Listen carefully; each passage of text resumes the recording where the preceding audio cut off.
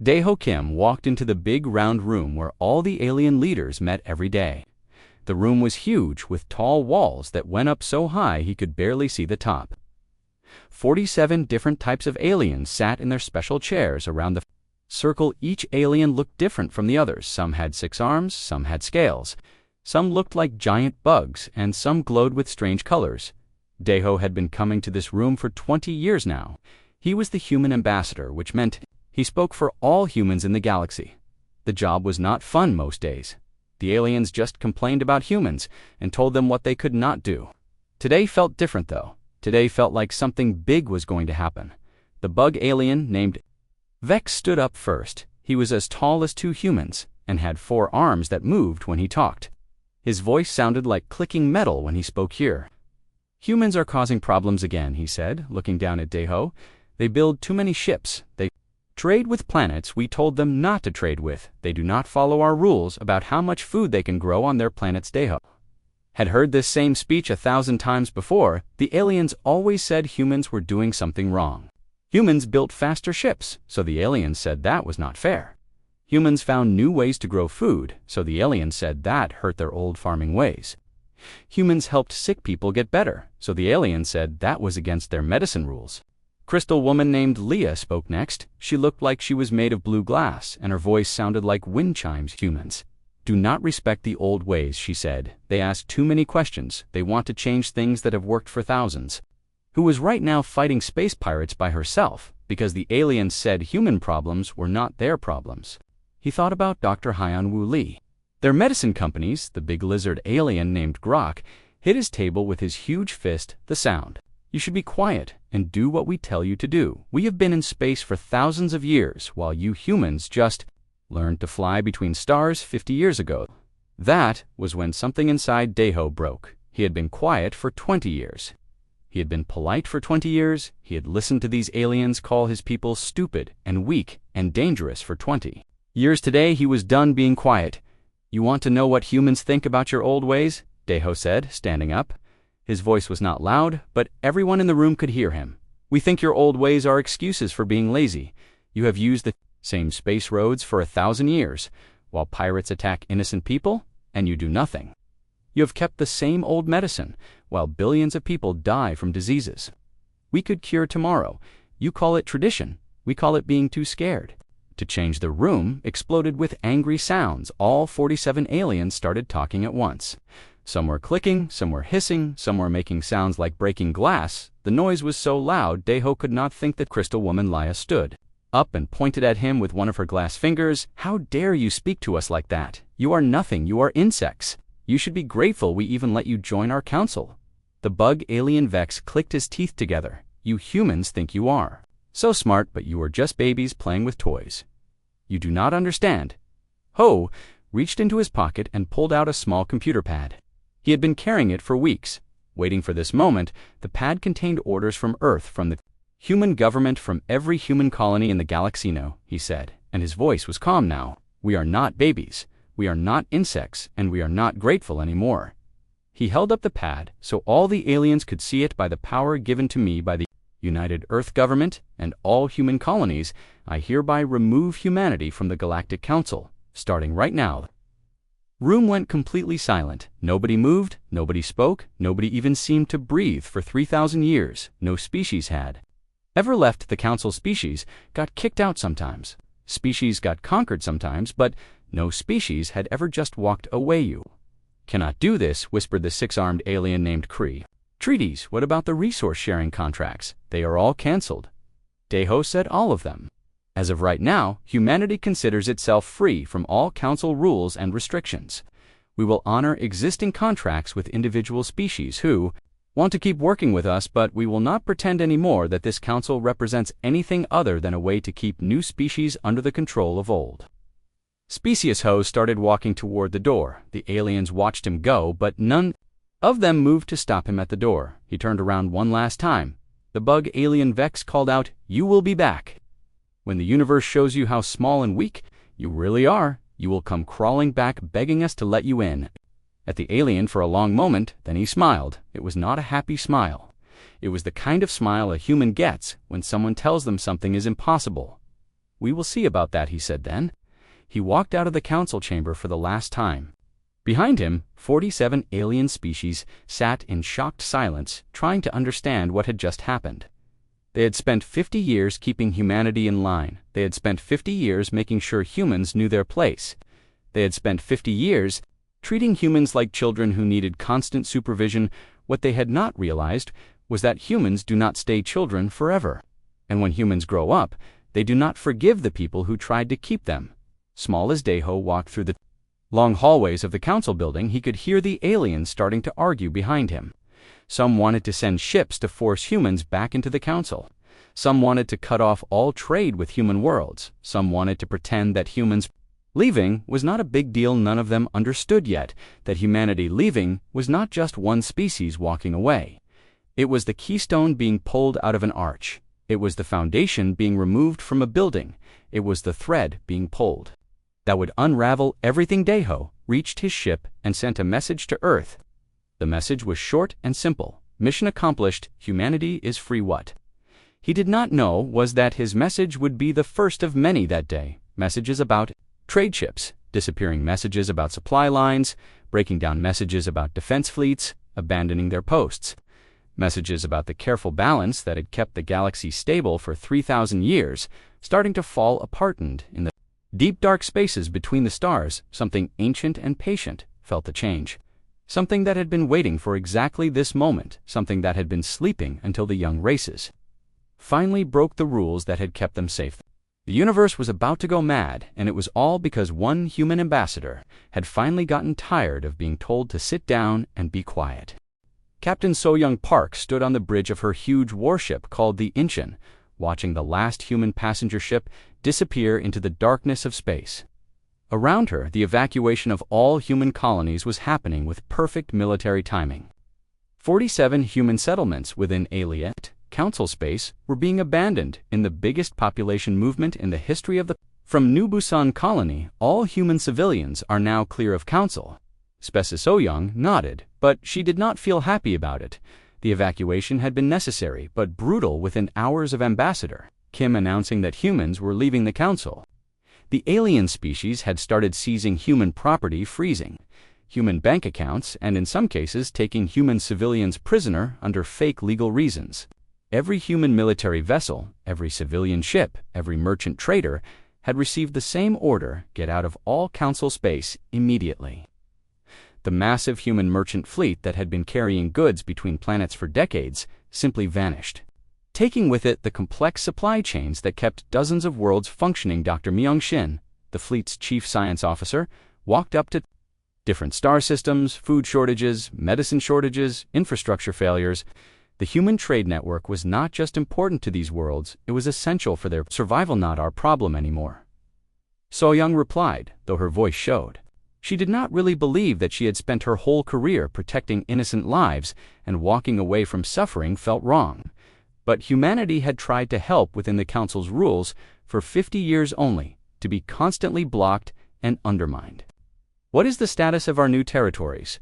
The pioneer fleets have identified 43 suitable star systems beyond council space. Lieutenant Cho reported. Admiral Wu Jin has established the first outposts in the Kepler sector. Initial reports suggest abundant resources and no intelligent life. To Displacisium allowed herself a small smile, while the council had spent centuries fighting over the same old territories. Humans had been quietly mapping unexplored regions of the galaxy. They had learned early that asking the council for expansion permits was pointless, so they had simply prepared for the day they might need to go it alone. Captain, Dr. Shin continued, there is something else our long-range sensors are detecting. Unusual energy signatures from deep space pattern suggests artificial origin, but it is unlike any known council technology. Before So-Young could respond, alarms began blaring throughout the ship. The tactical officer, Commander Jae-Sung Kim, looked up from his control panel with alarm. Captain, we have multiple contacts dropping out of hyperspace. Way with flowing lines that seemed almost organic despite their clearly artificial nature. Like it was made of paper, they are not answering our communication attempts, reported Lieutenant Cho. Wait, I am getting something. It is not directed at us. It is a general broadcast to everyone. The voice filled the bridge, speaking in perfect galactic standard language. The tone was cold, ancient, and completely without emotion. Attention, inhabitants of this galaxy. The younger races have shown themselves incapable of maintaining order. The covenant of silence is broken.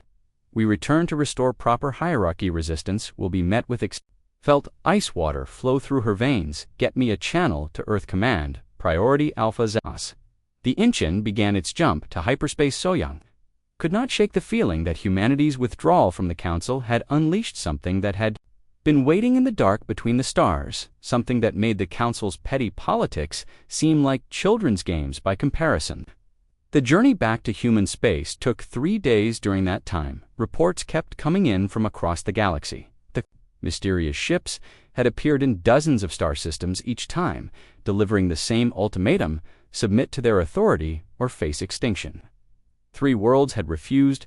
Those worlds no longer existed. Their entire surfaces burned clean by weapons that turned matter into energy. Dr. Shin worked around the clock analyzing the sensor data from their encounter. The energy signatures are unlike anything in our databases, she reported to So-Young. These beings, whoever they are, have technology that makes Council weapons look like stone tools. How is that possible? So-Young asked. The Council species have been spacefaring for thousands of years. Maybe that is the problem, Shin replied. Maybe they have been using the same technology for so long.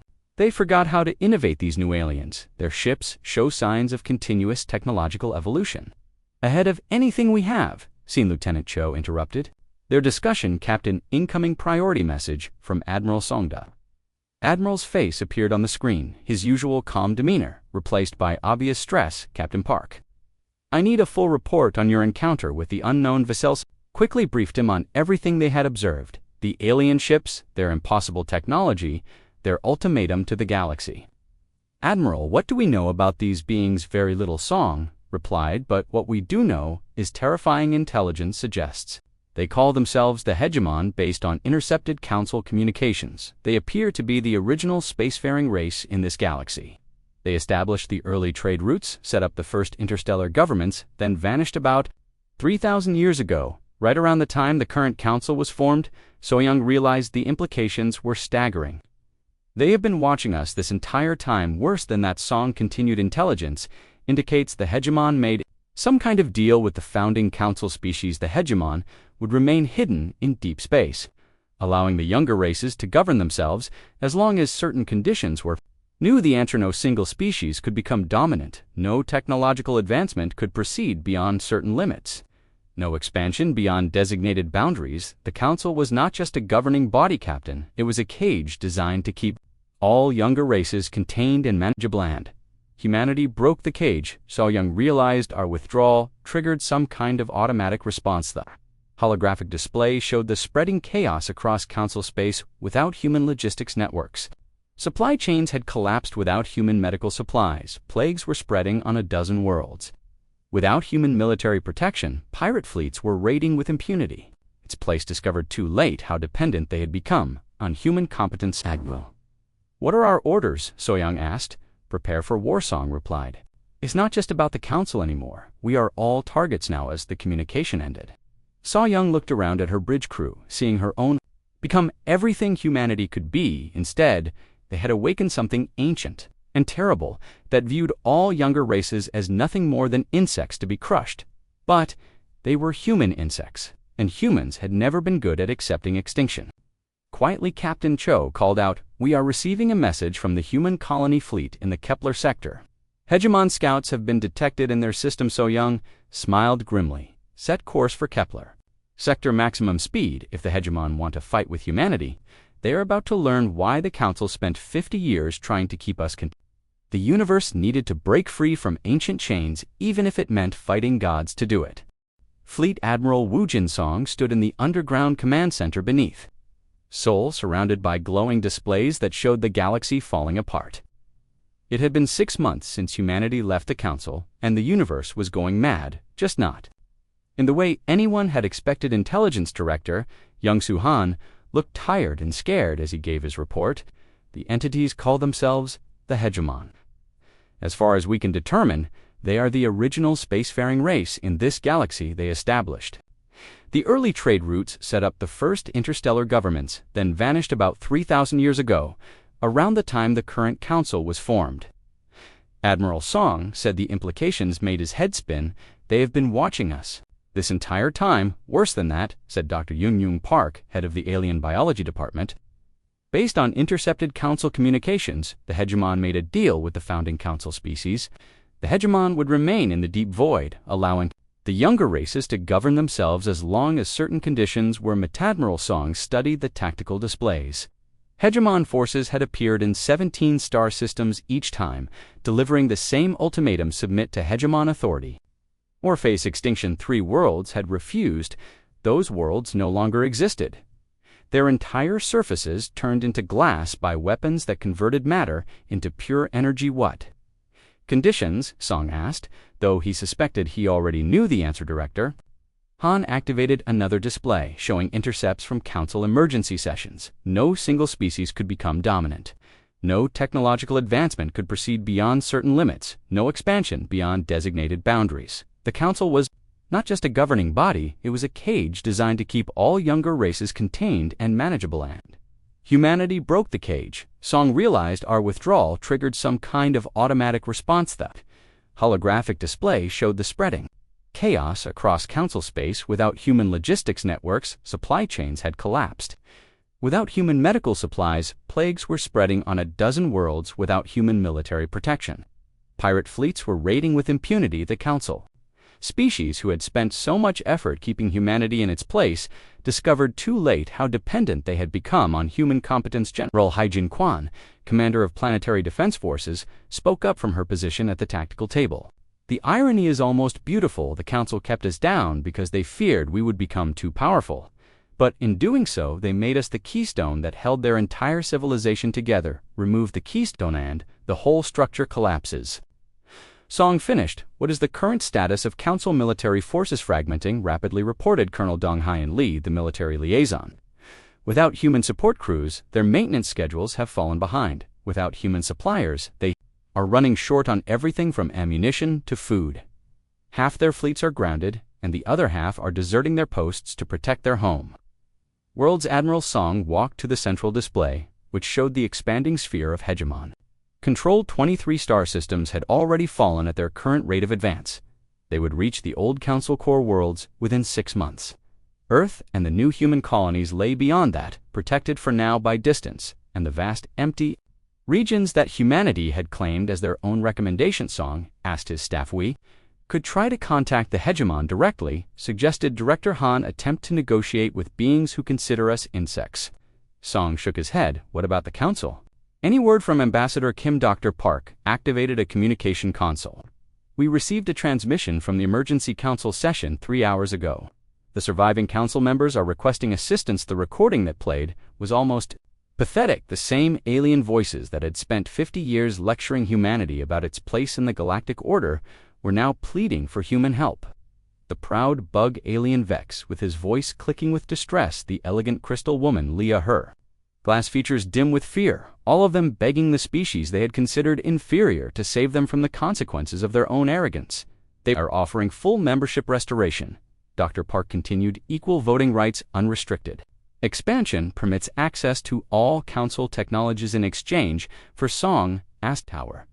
Military support against the hegemon, our logistics networks to restore their supply chains. Our medical technology to stop the plagues. Essentially, they want us to fix everything they broke when they threw us out. Admiral Song studied the faces of his staff, seeing his own thoughts reflected in their expressions. Humanity had spent half a century being treated as second-class citizens, their contributions minimized, and their potential suppressed now when the consequences of that treatment threatened to destroy galactic civilization.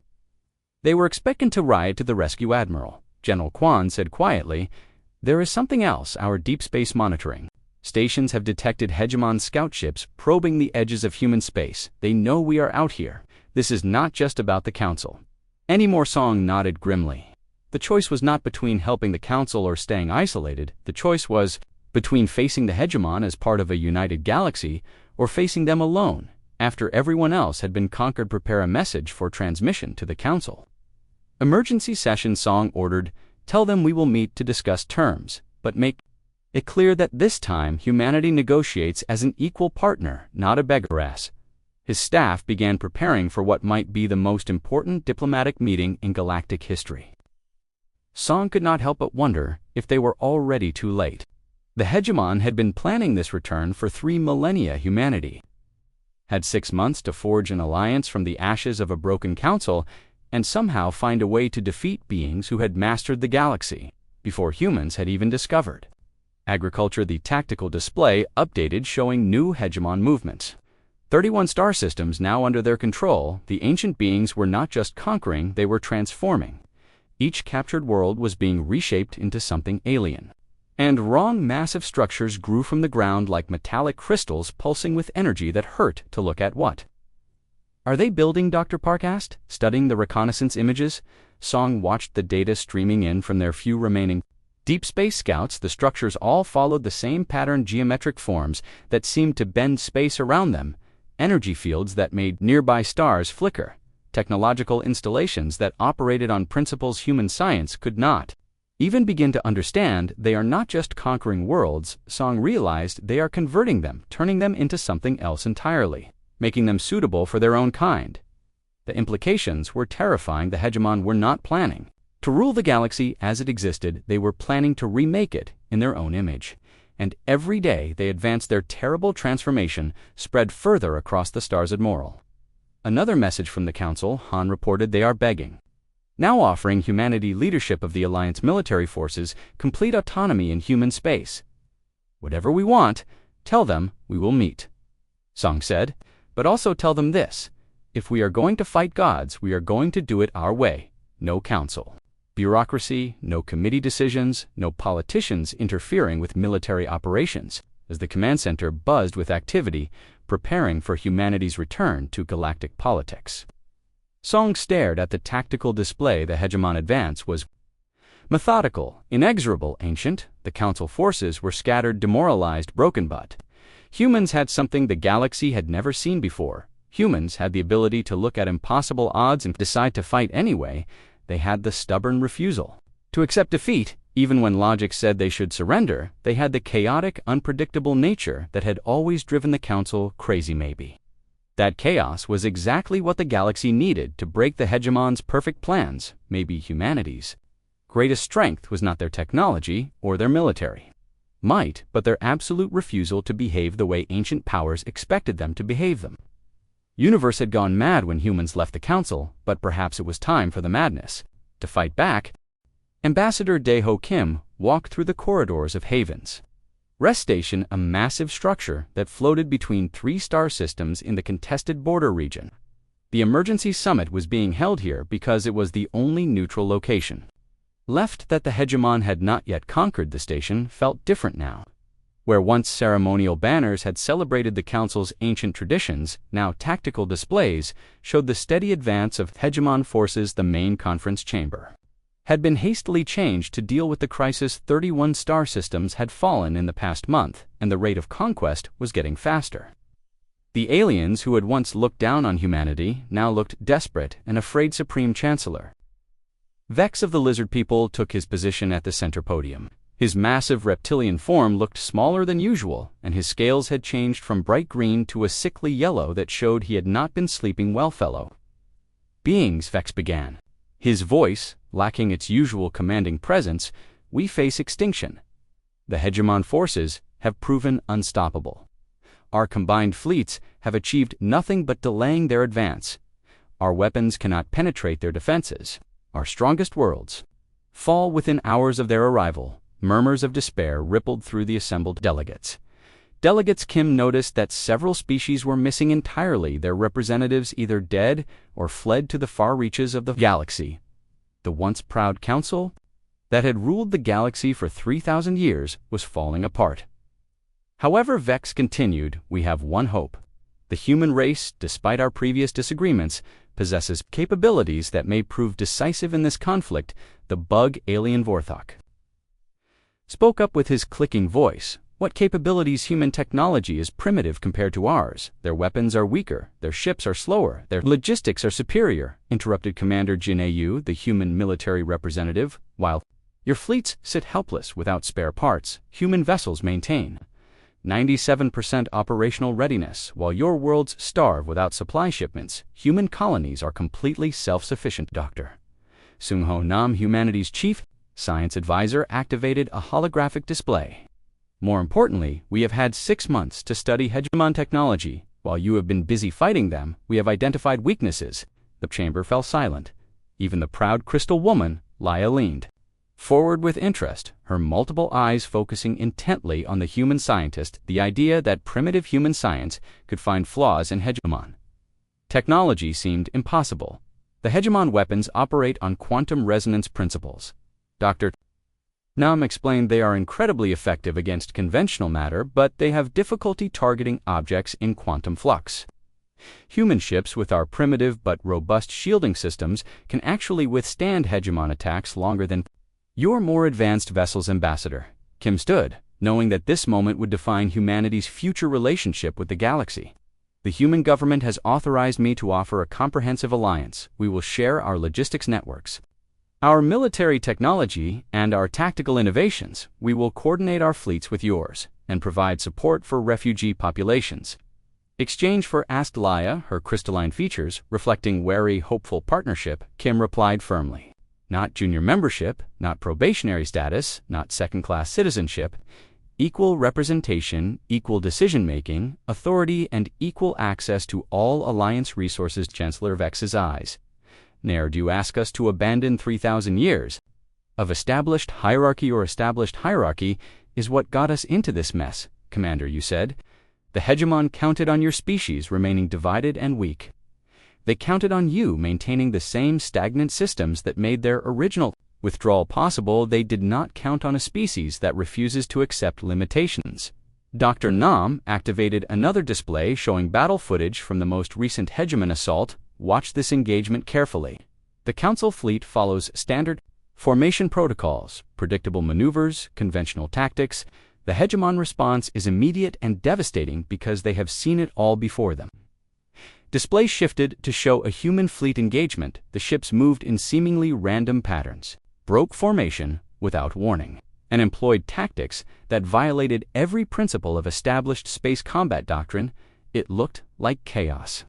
But there was a method to the madness. Human forces have achieved a 12% survival rate in direct engagements with hegemon fleets. Dr. Nam continued. Council forces have achieved a survival rate of less than 3%. The difference is that we do not fight like you expect us to fight.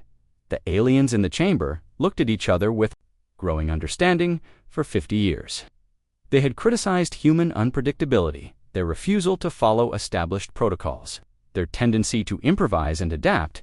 Now that same chaotic nature was their only hope against an enemy that had perfectly analyzed conventional warfare. Chancellor Vex was quiet for a long moment, his great head turning to survey the assembled delegates. Kim could see the internal struggle playing out across his features. Pride warred with desperation. Ancient prejudices fought against immediate necessity. The human proposals are acceptable, Vex finally announced. Emergency powers are hereby granted to establish the Alliance of Free Worlds with humanity as a founding member with full partnership status. The vote was swift and unanimous. No one could afford to waste time on debate when hegemon fleets were advancing on multiple fronts.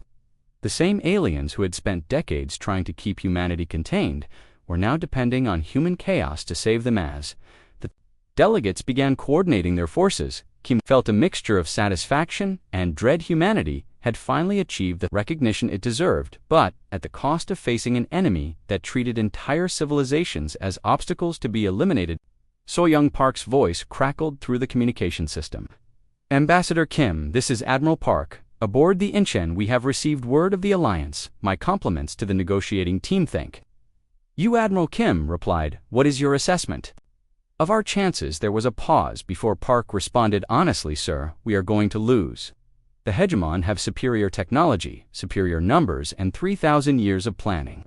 But we are going to make them pay for every system they take. And maybe, just maybe, we will find a way to hurt them badly enough that they will think twice about whatever they are planning next. Kim closed the channel and looked around the chamber at his new allies, beings who had spent decades looking down on Humanity were now depending on human ingenuity to save them all. It was exactly the kind of impossible situation that humans had been preparing for their entire history. The first joint operation would begin within hours. Human logistics ships would start supplying alien fleets. Human military advisors would begin training alien crews in unpredictable tactics. Human scientists would share their analysis of hegemon weaknesses for the first time since the crisis began. Kim felt a flicker of hope.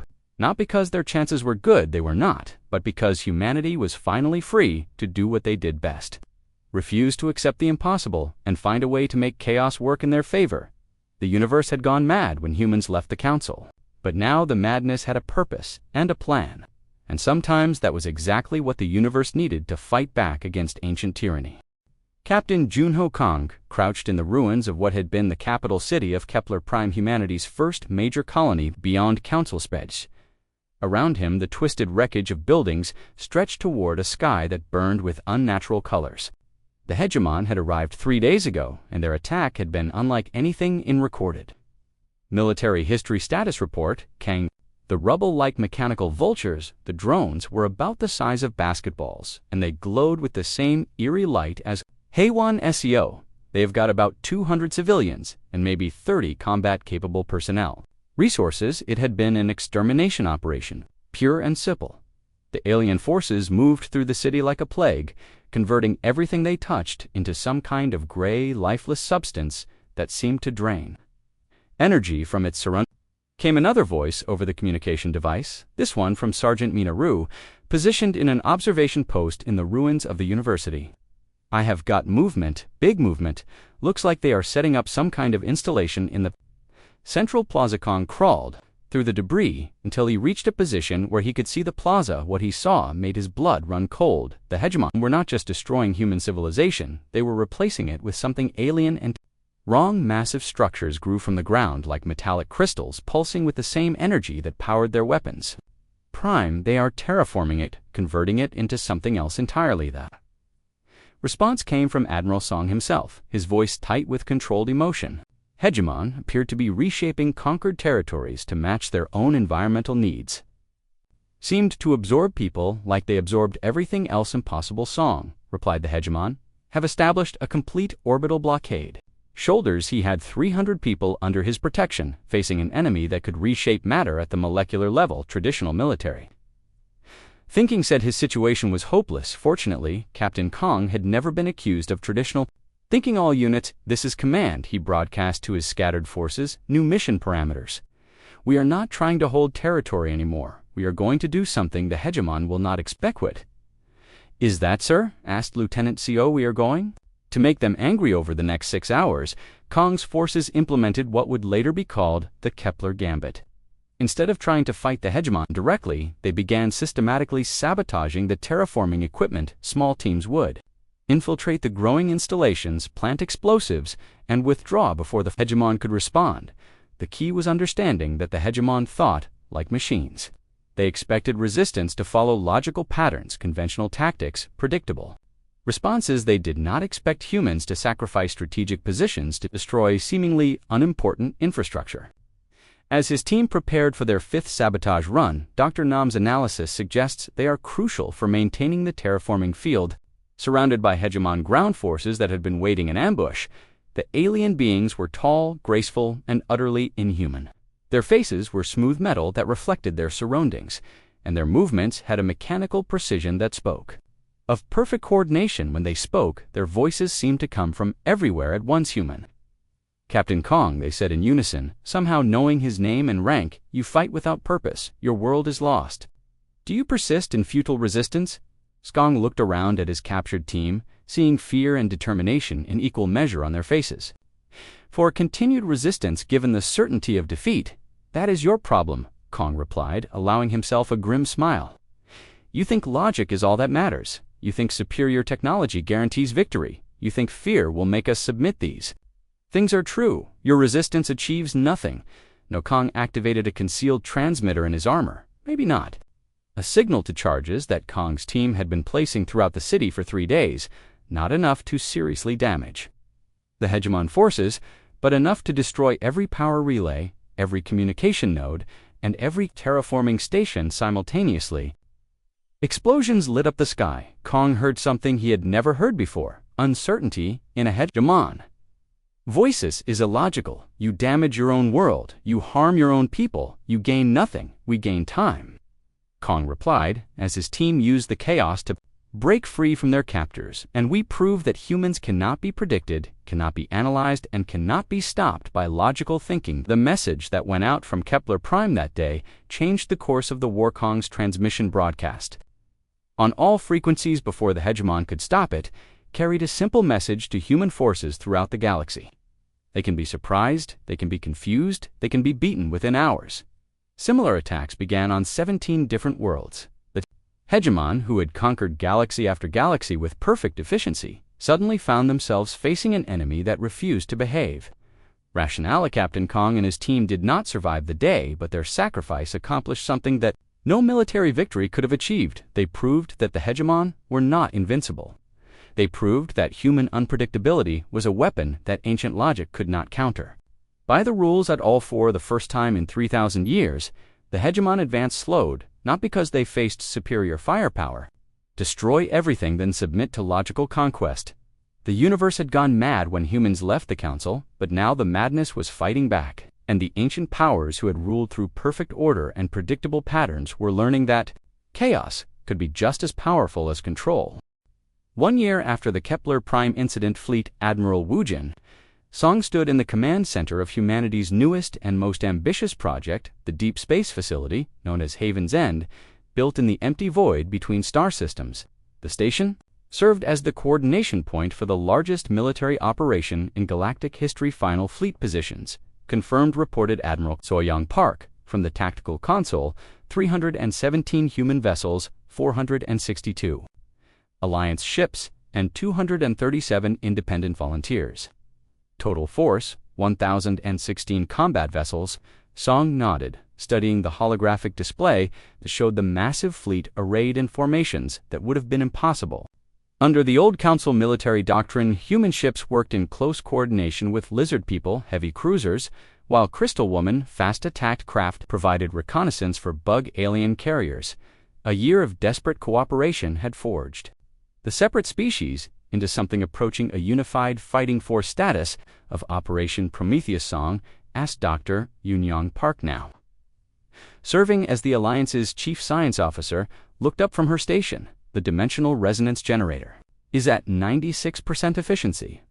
All calculations check out. We are as ready as we will ever be. Song felt the weight of the moment settling on his shoulders. Operation Prometheus was humanity's answer to the hegemon's technological superiority. We are receiving a transmission from the hegemon fleet. They are requesting parley. Songs exchanged glances with his staff. In the year since Kepler Prime, the hegemon had never attempted communication beyond ultimatums for surrender. Put it through them.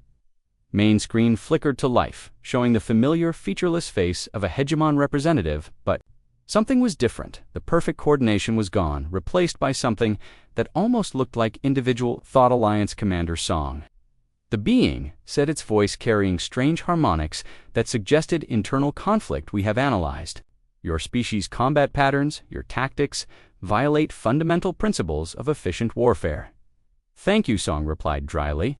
We try our best to be inefficient. This is not comprehensible. Efficient beings seek to minimize resource expenditure while maximizing strategic advantage. Your species consistently chooses courses of action that waste resources and create unnecessary complications. There a point to this conversation.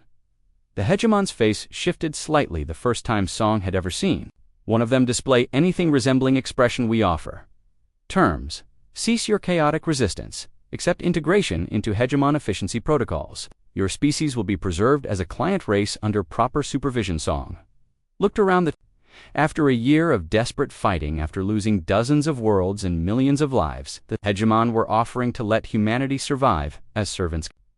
Offer. Song said, you withdraw from all occupied territories, return to whatever corner of the galaxy you came from, and leave the younger races alone to develop as they see fit and acceptable. Your species has proven incapable of maintaining galactic stability. Left to your own devices, you will inevitably create chaos that spreads throughout the galaxy. You are probably right. Song admitted humans are chaotic by nature. We do not follow rules well, we do not respect authority that has not earned our respect, we do not accept limitations on our potential. Then you accept our terms. No, we are going to show you what human chaos can really accomplish.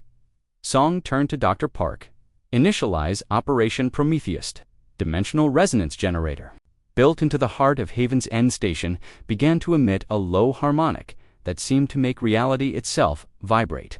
The technology was based on principles that human scientists had discovered during their analysis of hegemon quantum weapons, but applied in a way that no logical mind would have considered instead of using dimensional manipulation to destroy matter. The humans were using it to create something new, a pocket of space where the fundamental laws of physics operated according to human intuition rather than universal constants. What are you doing, the hegemon? Demanded its voice, now carrying clear notes of alarms. Something impossible, Song replied. Something that violates every principle of efficient engineering. End station like a wave, encompassing first the human fleet, then the Alliance vessels, and finally reaching the hegemon. Human tactics that had seemed desperately inefficient became devastatingly effectively. Battle that followed lasted 3 hours and changed the course of galactic history for the first time since their return. Hegemon forces found themselves outmatched. Their perfect coordination became a liability when fighting opponents who could. Determination, this is impossible, the hegemon transmitted as their fleet began to withdraw matter. Song replied as he watched the enemy retreat, we have never been very good at following laws, we did not help. Right, the war officially ended 6 months later when the hegemon agreed to a formal treaty that established clear boundaries between their territory and the space claimed by the younger races. They withdrew to the galactic rim, promising to remain there as long as the Alliance maintained stability in the core sector's ambassador, Daeho Kim, now serving as the first Secretary General of the Alliance of Free Worlds, signed the treaty in a ceremony attended by representatives from over 100 species. As he put his name to the document that guaranteed peace, he reflected on the strange journey that had brought them to this point. Humanity had left the Council because they refused to accept limitations on their potential. The refusal had. The old system of rigid hierarchies and artificial limitations was gone, replaced by something messier but ultimately more honest. What? Now asked Admiral Song as they watched the last hegemon vessel disappear into hyperspace. Now we see what the galaxy can become when nobody is holding it back, Kim replied. It is going to be chaotic. It is going to be unpredictable. It is going to be dangerous. In other words, Song said with a smile, it is going to be perfectly humanas. The Alliance fleet dispersed to their homeworlds carrying word of victory to 100 different species.